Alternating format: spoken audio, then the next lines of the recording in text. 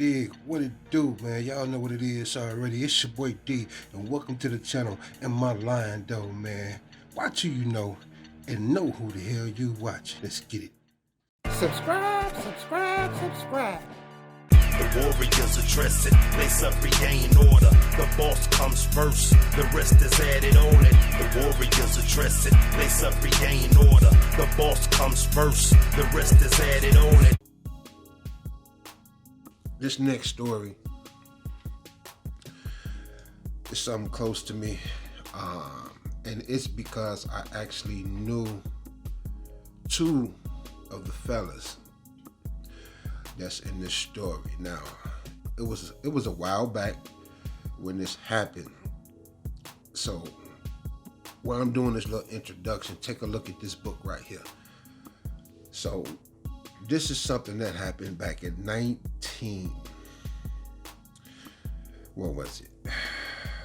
86. Okay, can you imagine being in jail from 1986 to 2002, right? That's a long time. That is a long time, right? To go to jail for something you didn't do. About 3 months ago, maybe, I did a story on about I got a video.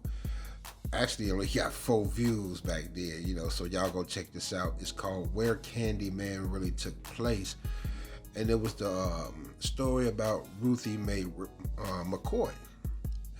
And I was stating that I lived directly in the building across from the building that she lived in. A lot of people was under the impression because of the movie that it happened in Cabrini Green. Now, they shot that movie in Cabrini Green just because of the setting looked a little bit more dark or gory or whatever than where I actually lived at, Abbott Homes on the west side of Chicago off Roosevelt and Ashland. Now, this story, it actually took place in the same exact neighborhood.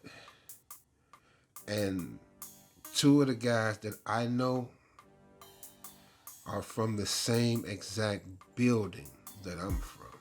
I'm going to put that link down there too for the Candyman thing so y'all can see the setup of the buildings and everything now. With seeing that book, you probably think like, this is a crazy book. This book don't look like it ain't about nothing, yada, yada, yada, yada, yada. So we're going to get into it real quick. I'm going to read what the reports say. 2 Chicago men who spent more than 12 years in prison for R and unlive they did not commit will receive $4 million each from the city. In 1988, Larry Ollins and Omar Sanders, which is one of the guys I know, Omar stayed right next door. We stayed in apartment 708 and they stayed in apartment 707. Were sentenced to life in prison after they and 2 other men were arrested and charged with the 1986 death of Rush University medical student Lori Rossetti. Now, Rossetti was abducted from Chicago's west side, then raped and killed. All 4 men was eventually exonerated by DNA testing and pardoned by then Governor George Ryan. The 2 other men also received settlements from the city. Kelvin Ollins, who was Larry's cousin, received $1.5 million, and Marcellius Bradford, that's Hoggy, which is the other guy, from the building that I knew, they stayed on the 4th floor, 401, got a $900,000 award.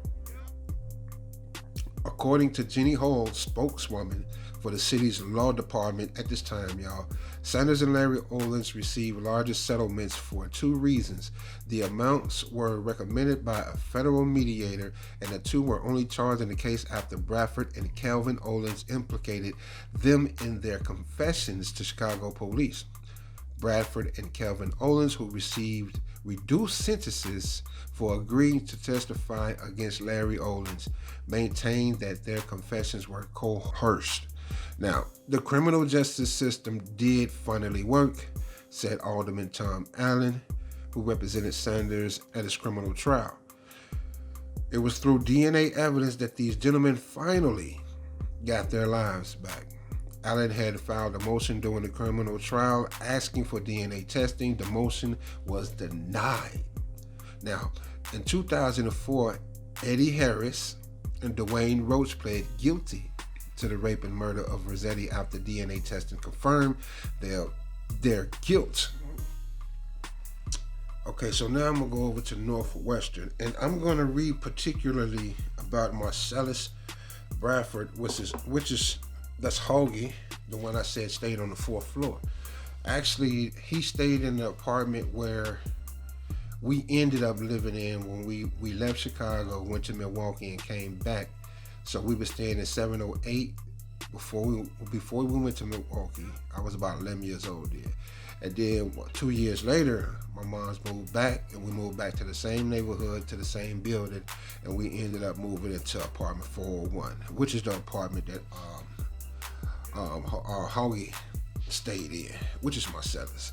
Now, I'm gonna put this link in there because when y'all hit this link for the Northwestern, they got their names in there linked, and all you got to do is just click their names, and you can read more into it. I'm gonna read this piece, and then I'm gonna go and read a piece from the actual newspaper clipping from then. Marcellius Bradford was one of the 4 men wrongfully convicted in the 1986 rape and murder of medical student Lori Rossetti in Chicago. Bradford confessed and pled guilty to the crime and implicated 3 other innocent men in pursuing to a plea arrangement his counsel had worked out for him with the Cook County State's Attorney Office at this time. When he did the confession, he was only 17 years old. Now, what happened was they beat him real bad. I'm talking about, I mean, really, really beat him, like really, really bad. And I was talking to my moms, and we was talking about it, and found out that even his own people, them, Bodine and all of them, they couldn't go and see him. But Harold Washington, I don't know if y'all remember him or know anything about him, but he was once the mayor of Chicago. He was able to get in and see him. Now, okay, 14-year-old Kelvin Ollins also confessed. Bradford received a lenient sentence, 12 years of which he served. He received 6.5 years in exchange for testifying against everybody else. Now, all 3 were sentenced to life in prison. False testimony by Chicago Police Crime Laboratory analyst Pamela Fish, she was so bogus, also contributed to the wrong convictions. After the 4 men were exonerated by DNA testing in 2001, the defense DNA expert Edward T. Blake of California-based forensic filed science associate. Now, with the guys, okay, it was 2 guys that did it, right? That was the Dwayne Roach and Eddie Harris, right? But it was another guy, a 3rd guy, who knew about the truth, about who really, really did that, who really knew that Dwayne and Eddie had did it.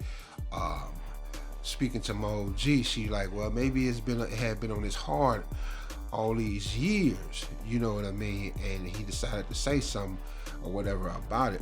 But in a newspaper clipping, it stated that he allegedly probably did it for the reward money because it was $25,000 put out, you know what I mean? Anyway, but check this out. For 15 years, Eddie Harris and Dwayne Roach, they roamed the streets of Chicago, racking up dozens of arrests.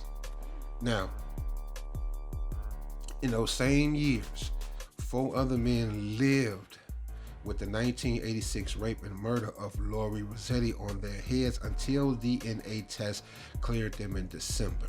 Now, Harris and Roach are charged with the murder of the 23-year-old medical student, and the key tip came from Roach's brother, who wants to collect a $25,000 reward. This is what sources say. The DNA test that exonerated the 4 men now, Roach and Harris was linked to the crime. a message for the Rossetti family. After all that pain they went through, now we got the killers, Ollins said. They can have some peace of mind. Now, it's crazy that these guys did what they did. What's even more tripped out is that they allowed 4 other men to go down for it. So Omar became a religious man.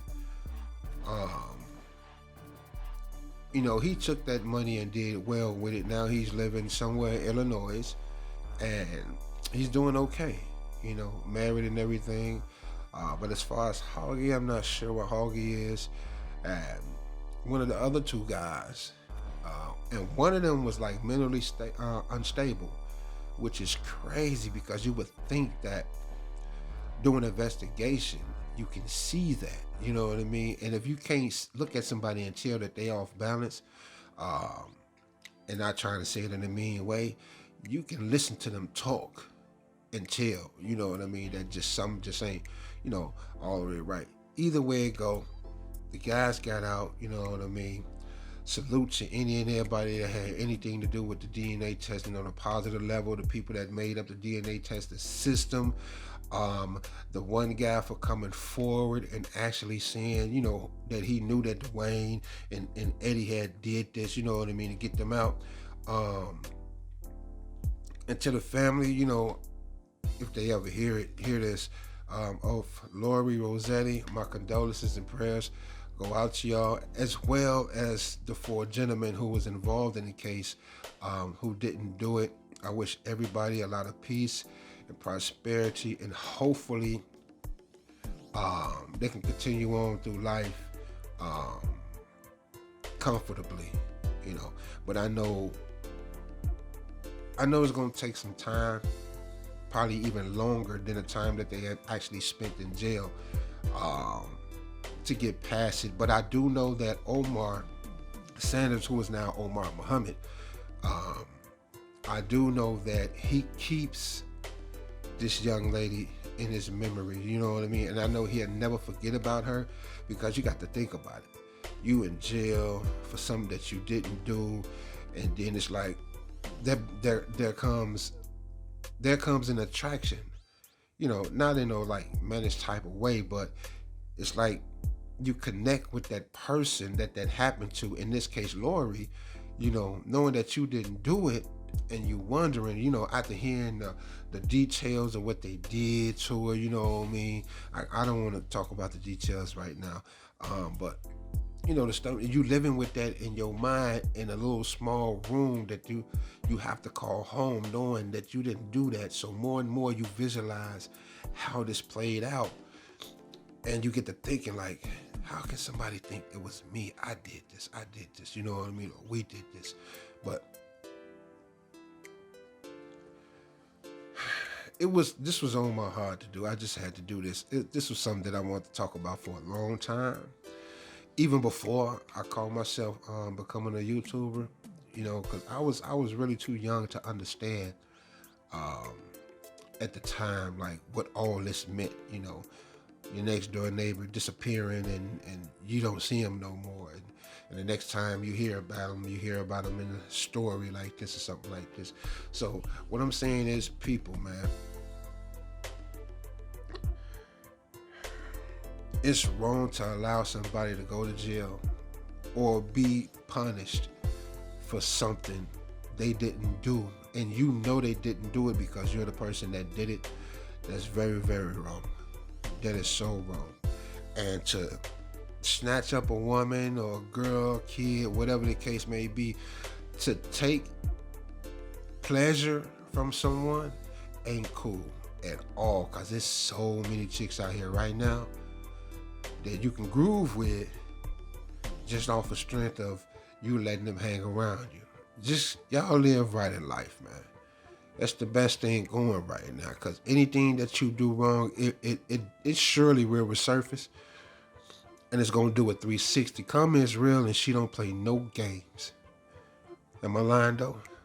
I'm gonna put a link. I'm gonna put links in the description, man, and explain to y'all what the links is. Y'all just go check everything out yourself.